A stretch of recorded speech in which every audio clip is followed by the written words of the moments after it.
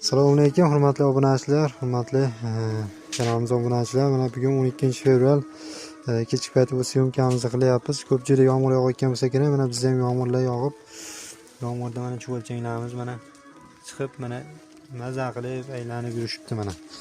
Ko'rishlaring mumkin mana. Ular ertalabga mana bizga ish bo'layapti mana. Ko'rishlaring mumkin mana yomg'irda mana chuvalchanglar chiqib maza qilishyapti mana.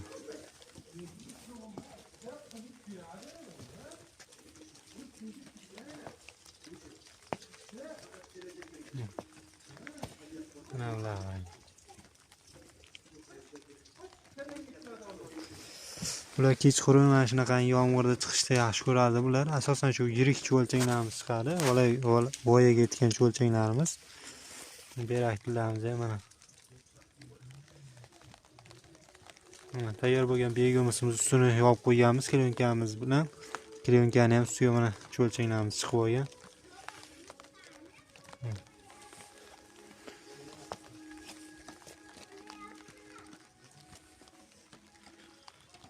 Chuvalchanglar mana shunaqa bo'lib yomg'irda chiqib oladi bular.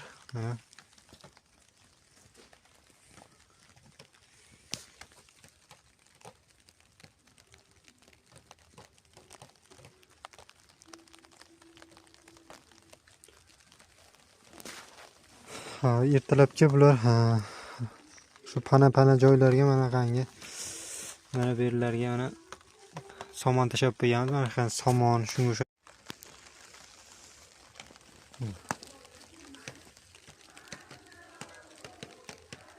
bunisi beraktillarimiz ham mana chuvalchanglarimiz chiqib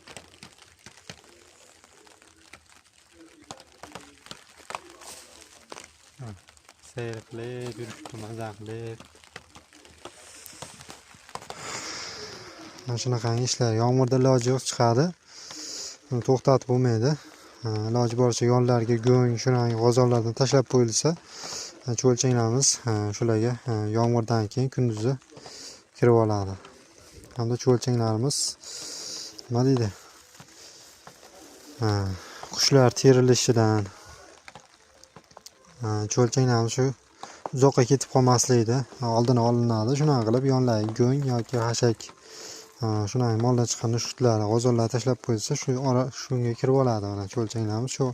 Shu orqali chuvalchanglarimizni uzoqqa ketib qolishini ta'minlaymiz.